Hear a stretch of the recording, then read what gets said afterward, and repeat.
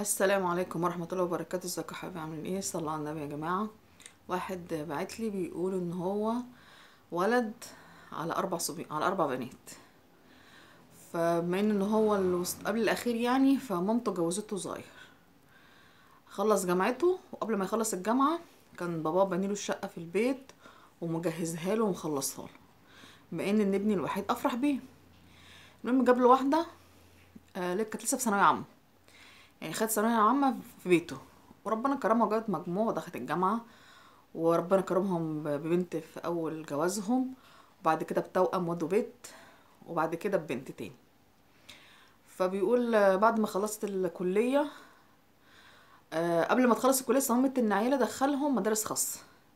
قلت لي عشان المستوى ومش المستوى، والعيال يطلعوا كويسين والعيشة حلوة ومش عارفة ايه وكده. قال لها ماشي مفيش مشكلة، ادام ربنا ميسرها واقدر مفيش مشكلة. بيقول كان كنت بجيب لها اوبر تروح بيه وتيجي، ما كنتش هينها اللي هي عايزاه بتاخده، ايا كان في الجامعه او في البيت، ما كنتش مقصر معاها في حاجه او العيال طلبوا حاجه. لحد ما خلصت، بعد ما خلصت قالت لي لا عايزه اكمل تاني. قال لها ماشي مفيش مشكله برضو. فبتقول لحد ما بنتي وصلت ثانويه عامه، فبيقول خلاص بقى العيشه ابتدت تضيق، الشغل مبقاش زي الاول. فبيقول حصل لي دروب كده في حياتي، خسر فلوس كتير قوي. فبيقول طبعا عيشتنا قلت شويه، هي ما استحملتش، مش راضيه، مش عاجبها.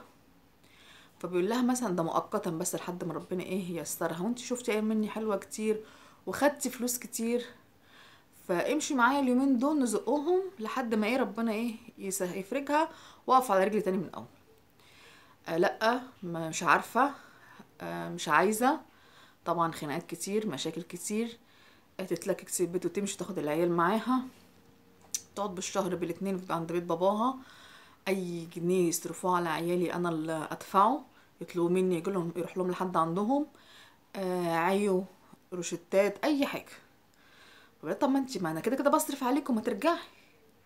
لا، اديني مصروفي زي الاول انتوا كنتوا ادولي، وما تنقصي مني حاجه. طب ما بنتي ما الدنيا وقعت معايا وانت شايفه. لا هو كده. يقول اروح اشتكي لمامتها، تقول لا بنتي عندها حق، انت مش مكفي بيتك. طب ما طلباتها كلها موجوده هي وعيالها، هي عايزه ايه؟ هي طالبه الزياده.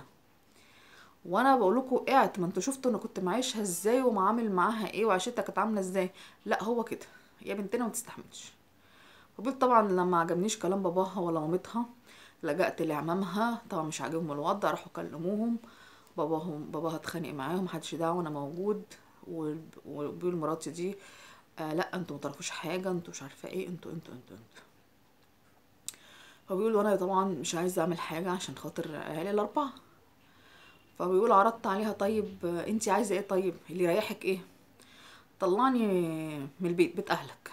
ولا طب ما عملكيش حاجه، وانت اصلا خارجه مش مشكله معاهم هم، انت مشكله معايا انا ومش مشكله، مفيش مشكله اصلا. لا هو كده عايزني مش هخش البيت تاني. طبعا بما ان هو ابنهم الوحيد وعايزين يراضوه، فامه وابوه قالوا ماشي. طبعا اخواته اعترضوا ان هم باباهم وهم سنهم كبير، فلازم يبقى حد موجود معاهم في البيت، لا قدر الله حصل حاجه في حاجه ابنهم الوحيد يبقى موجود. طبعا مامته وبابا قالوا لا ابننا الوحيد وعايزين نريحه وملكوش دعوه، زعقوا لعيالهم، اهم حاجه راحت ابننا. دول فعلا خدنا له شقه بره، ولما حاجته وعزاله وحاجتها وكده ما دخلش البيت هي طبعا، بعد ما استقرت في الشقه وخلاص وفرشت حاجتها، قالت له لا بقول لك ايه، عيشتك برضو مش عاجباني، انا مش عايزه عيشتك دي، طلقني. طب لا ازاي يعني تخرجيني وتاخدي الحاجه؟ يعني انت كانت مشكلتك في الحاجه؟ ما كنتش قلتي لي، ما كنت هدالك، ما كده كده حاجه عيالي، هي المشكله في كده بس. ولو كنت طلبتي شقه برضو العيال يقعدوا فيها كنت هجيب لها. انت بتضحكي عليا ولا بتضيعي وقت وخلاص؟ قلت له هو ده اللي عندي. فبيقول طلقتها، وبقالنا سنه كده ولا سنه ونص متطلقين. فبيقول ارجعها مثلا على رمضان عشان خاطر العيال بنتين الكبار متاثرين بيها، وبيعاملوني معامله مش كويسه ومش حلوه، يعني حاسس ان في حاجز كده ما بيننا وبين بعضنا، لكن الولد لا عادي. فبيقول ارجع عشان خاطر بناتي. هي طبعا لما اتعلمت، وبيقول انا برضو بكالوريوس، مش حاجه قليله، بس هي مش شايفاني زي الاول. فبص انت حتى لو رجعت يحصل مشاكل، هي كده اتنمرضت وايه، ومش عاجبها عيشتها واتنمرضت على عيشتها، وعلى طول طالبه الزياده، طالبه الاحسن. فانت لا، حتى برضو لو رجعت هيحصل برضو مشاكل هي. فانت لا، ادام مريح عيالك ومكفيهم، شوف انت حياتك وسيبها هي بقى ايه تشوف حياتها هي رخرة. ايا كان بقى، اذا كملت تعليمها تقعد مع عيالها هي حر، وانت شوف حياتك. هترجع تاني يحصل مشاكل تاني، ويحصل غضبان وطلاق تاني الله اعلم. بس لا، هي كده اصلا خلاص، زي ما انت بتقول كده، هي رفعت راية العصيان عليك وبقيت شايفاك زي الاول. فلا، بلاها خلاص، هي كده نمرودة، وما تمرش فيها ان انت خدتها وهي صغيرة وكبرتها واديتها اللي هي عايزاه وعلمتها. طبعا ده كان ضغط عليك هي والعيال والبيت، طبعا ده كتير طبعا في الزمن اللي احنا فيه ده. فانت كتر خيرك وهي ما تمرش فيها. ولا، الحمد لله اللي جت على قد كده. عيالك ادم مش منقصهم حاجة ومكفيهم خلاص. وانتوا قلنا رايكم في الكومنتات، والسلام عليكم في فيديو جديد.